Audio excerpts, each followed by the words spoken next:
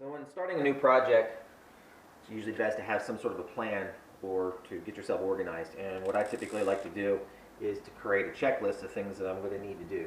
And it kind of gives me some goals to work towards. So sometimes if you're checking off a few things on a large project, you continue to feel that you're making progress. So we're going to start up with this GTA and what we need to do.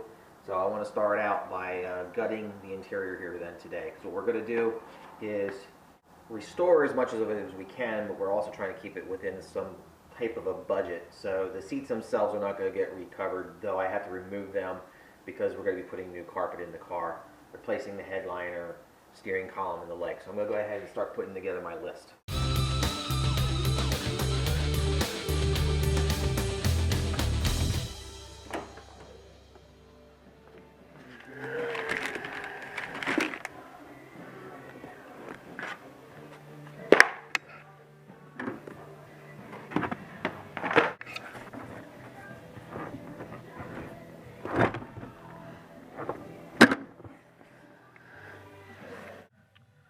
So to start off, we've got Phillips head screws that are down in here, and with this bolster here, it's too hard to get a regular screwdriver in.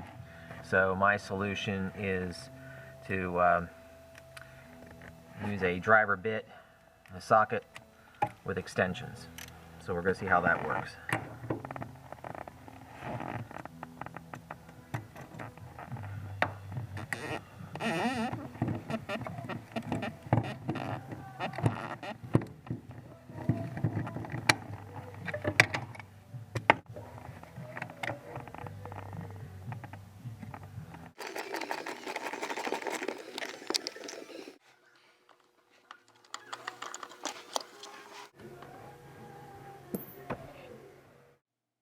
With the covers removed, we can then remove the nuts that secure the seat to the floor.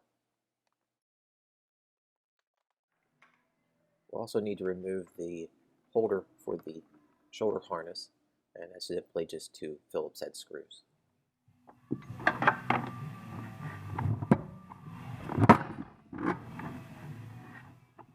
Then lastly, we'll have to disconnect the power seat parts. The first one is the vacuum line, and then the other one is the power cord.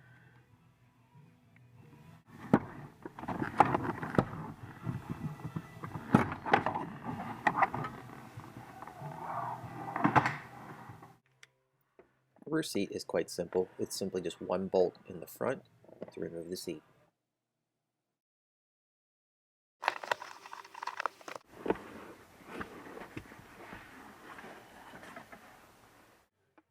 I reinstall the bolt so that way it won't go missing later.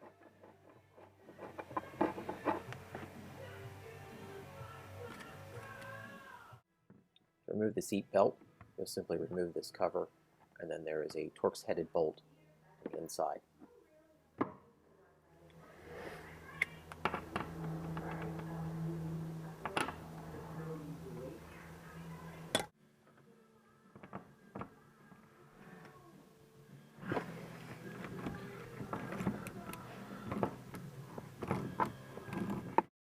Next, I want to start removing this rear trim.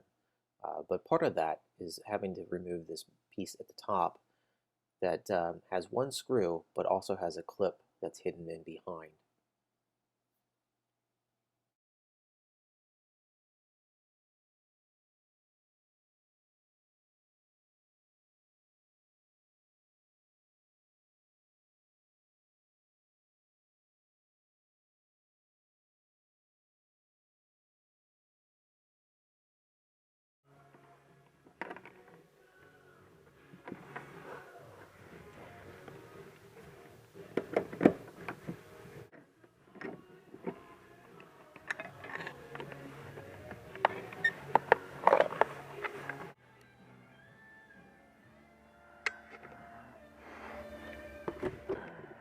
See, I've already removed the rear seat, but here are the mounting points for that seat. And it's simply two nuts that have to be removed. As you can see right here, I put the nuts back on the stud, but that is the mounting point for the lower part of the seat. And then you still have to remove these two screws here for the upper shoulder harness. It's still in the air what the owner wants to do as far as a stereo system in the car, but in the meantime, to continue progressing to replace the carpet in the car, we're going to remove the existing system that's in the way.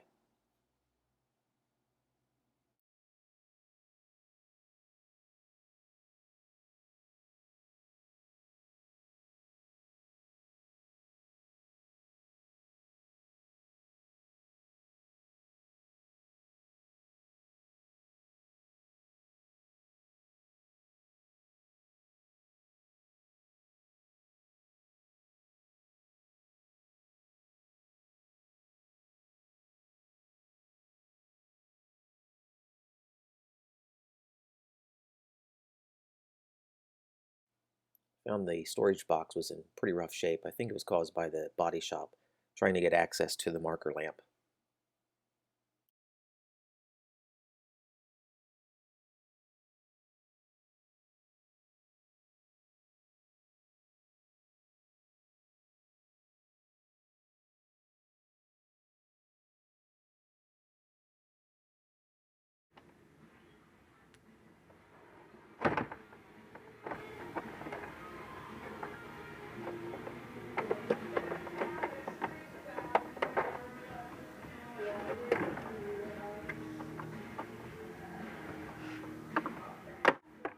I had quite a bit of difficulty unplugging this. In the end, what I decided to do was to remove it from the top so that I had a little clearer access to remove this plug.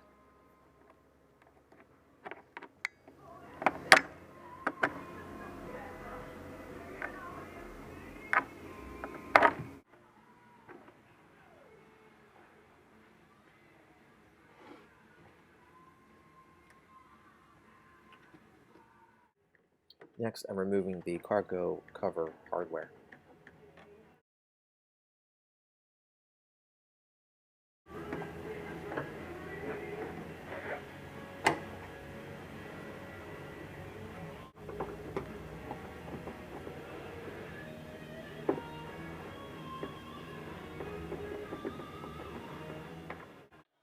Next, remove the single bolt that holds the rear shoulder harness mechanism.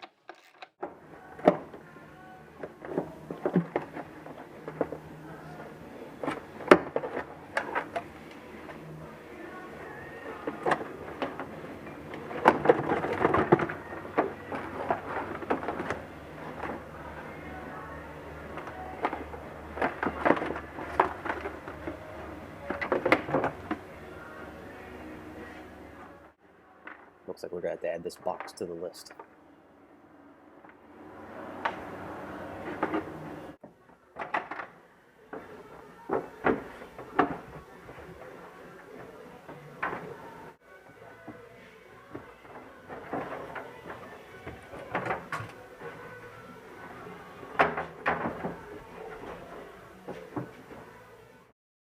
Remove the console. You really wouldn't have to remove this armrest, but since that one's already broken, we'll get it out of our way.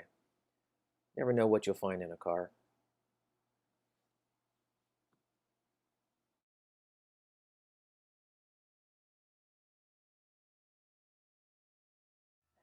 Removing the shifter handle is quite easy. You simply just need to pull this clip. Make sure you don't lose it though. Then to remove it, push in the button and lift.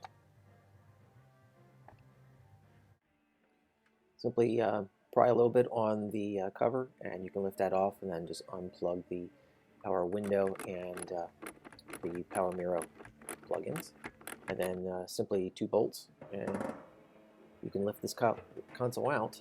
You will have to raise the e-brake, and as I found, you really have to pull back as far as you can to remove this console.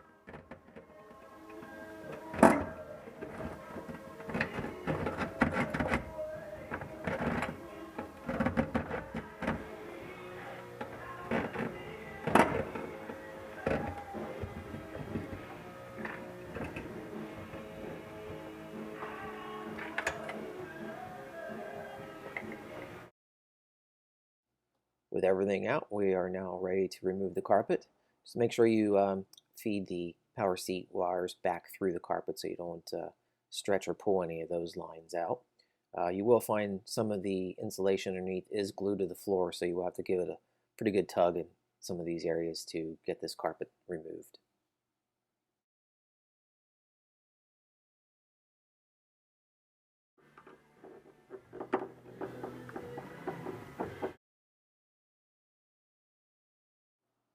With the headliner, it's just a matter of the sun visors and the dome light at this point.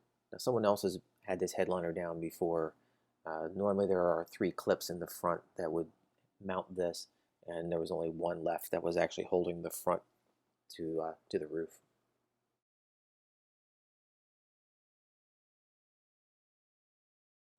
Okay, so we got the interior gutted, and as you can see, this car is in excellent shape. There's just no rust anywhere in this car, and this is just wonderful to be able to work on, especially in the state of Pennsylvania. You just don't see this in a car of this kind of age.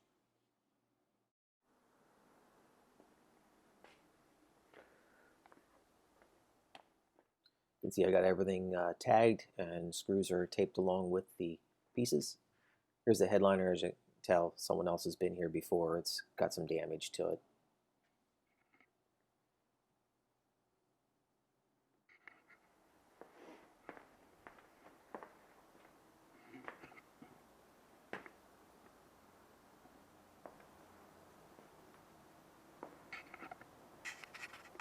I just noticed this a day later. Things are a little damp down in here. You can see the staining up there. So I think we're going to need to put a heater core in this car. So with that, I think we have been able to put together a pretty comprehensive list of items we're going to need to do. And I'm sure as we continue to work on this, we'll find more things to do.